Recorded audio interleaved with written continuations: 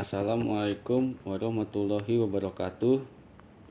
Puji syukur kehadirat Allah Subhanahu wa Ta'ala yang sudah memberikan saya kesehatan jasmani dan rohani, sehingga saya bisa mengerjakan tugas video individu agama Islam. Perkenalkan, nama saya Guron Hafiz dengan MPM 2023 215 00343 dari kelas R1G Pendidikan Bahasa dan Sastra Indonesia, Universitas Indraprasta PGRI.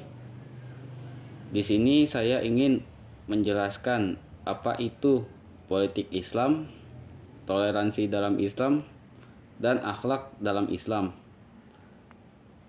Yang pertama ada politik dalam Islam. Apa itu politik Islam? Politik Islam adalah strategi melaksanakan dakwah Islam yang tepat dan mengenai sasaran yang dituju. Berbasis pada Islam itu sendiri, sebagaimana yang pernah diperjuangkan oleh Nabi, yaitu negara Madinah, dilaksanakan secara maksimal jika tidak menggunakan sarana politik. Lalu ada tujuan dalam politik Islam. Tujuannya yaitu untuk membangunkan sebuah sistem pemerintahan dan kenegaraan yang tegak di atas dasar untuk melaksanakan seluruh hukum syariat Islam. Tujuan utamanya ialah untuk menegakkan sebuah negara Islam atau Darul Islam. Lalu terdapat prinsip-prinsip dalam politik Islam. Yang pertama ada prinsip kedaulatan. Yang kedua ada prinsip keadilan. Yang ketiga ada prinsip musyawarah. Yang keempat ada prinsip persamaan. Yang kelima ada prinsip hak dan kewajiban negara dan rakyat. Dan yang keenam ada prinsip amar ma'ruf nahi mungkar. Selain prinsip-prinsip yang terdapat dalam politik Islam, ada pula nilai-nilai yang penting dalam politik Islam. Yang pertama ada nilai musyawarah. Yang kedua ada nilai keadilan. Yang ketiga ada nilai kebebasan. Yang keempat ada nilai persamaan. Yang kelima ada nilai anti politik uang. Dan yang keenam ada nilai prinsip boleh meminta, pertanggungjawaban pemimpin pemerintahan, dan ruang lingkup patuh kepadanya. Lalu selanjutnya saya akan menjelaskan tentang toleransi dalam Islam. Sikap toleransi sangatlah penting sebagai alat pemersatu bangsa. Tanpa adanya toleransi, kehidupan yang penuh dengan kemajemukan dan perbedaan ini tidak akan pernah bersatu. Indonesia merupakan salah satu negara dengan tingkat kemajemukan yang cukup tinggi, suku budaya yang cukup beragam, dan bahasa daerah yang cukup banyak. Maka sangat dibutuhkan sikap toleransi yang diwujudkan dalam kehidupan berbangsa dan bernegara di dalamnya. Setiap orang harus saling mengerti dan memahami akan arti perbedaan. Toleransi adalah konsep modern untuk menggambarkan sikap saling menghormati dan saling bekerja sama di antara kelompok masyarakat yang berbeda-beda, baik secara etnis, bahasa, budaya, politik, maupun agama. Oleh karena itu, toleransi merupakan konsep yang bagus dan mulia yang sepenuhnya menjadi bagian organik dari ajaran agama-agama termasuk agama Islam. Konsep toleransi dalam pandangan Islam mengandung konsep rahmatan lil alamin, yaitu Islam anti kekerasan dan membuat kerusakan, pantang menghina, merendahkan, atau memberi label negatif, suudzon, mencari-cari kesalahan orang lain, dan ghibah.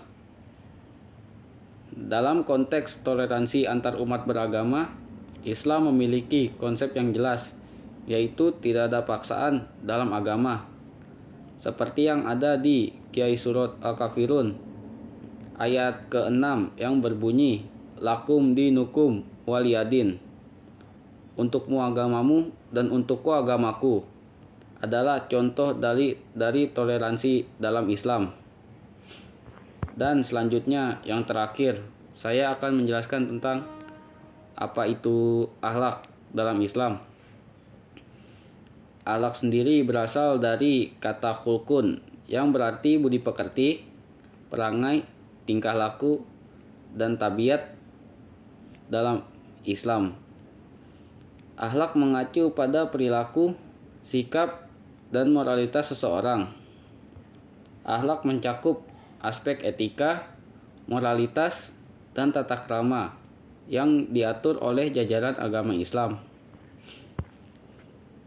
Sedangkan pengertian secara istilah, akhlak adalah suatu keadaan yang melekat pada jiwa manusia, yang melahirkan perbuatan-perbuatan yang mudah tanpa melalui proses pemikiran, pertimbangan, atau penelitian. Jika keadaan tersebut melahirkan perbuatan yang baik dan terpuji, menurut pandangan akal dan hukum Islam, disebut akhlak yang baik. Jika perbuatan-perbuatan yang timbul itu tidak baik, dinamakan akhlak yang buruk. Berdasarkan sifatnya, akhlak terbagi menjadi dua bagian, yaitu akhlak mahmudah dan akhlak mazmumah.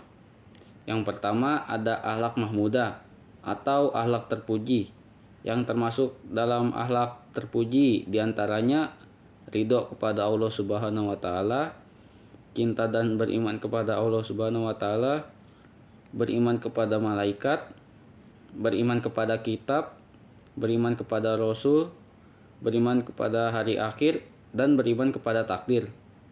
Serta juga ada taat beribadah, selalu menepati janji, melaksanakan amanah, berperilaku sopan dalam ucapan dan perbuatan, qanaah atau menerima terhadap pemberian Allah Subhanahu wa Ta'ala, tawakal atau berserah diri, sabar, selalu bersyukur, tawadu atau rendah diri, dan segala perbuatan yang baik menurut pandangan Al-Quran dan hadis.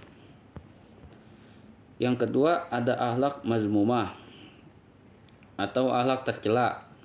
Adapun yang termasuk akhlak mazmumah ialah kufur, syirik, murtad, fasik, riya, takabur, mengadu domba, iri atau dengki, kikir, dendam, khianat, memutus silaturahmi, putus asa, dan segala perbuatan tercela menurut pandangan Islam. Terdapat manfaat yang didapatkan oleh seseorang yang memiliki akhlak terpuji adalah beratnya timbakan kebaikannya di hari kiamat kelak. Bahkan dalam agama Islam, seorang umat yang memiliki akhlak mulia akan bisa mencapai derajat orang yang berpuasa dan sholat. Dan ada tujuan akhir dari akhlak adalah memutuskan diri kita dari cinta kepada dunia dan menanamkan dalam diri kita cinta kepada Allah Subhanahu wa Ta'ala.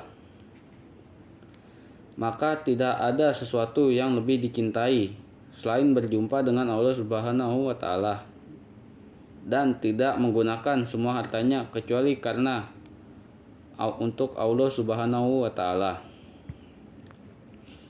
Sekian penjelasan yang saya sampaikan tentang politik Islam, toleransi dalam Islam, dan akhlak dalam Islam. Akhir kata, saya ucapkan terima kasih kepada berbagai pihak yang sudah membantu. Saya sangat menyadari bahwa video ini masih jauh dari kata sempurna. Maka dari itu, saya butuh kritik dan sarannya yang bertujuan untuk memperbaiki karya saya selanjutnya di masa yang akan datang. Kurang lebihnya mohon maaf. Wabillahi taufiq wal hidayah. Wassalamualaikum warahmatullahi wabarakatuh. Saya Guru Nafis, cukup sekian dan terima kasih.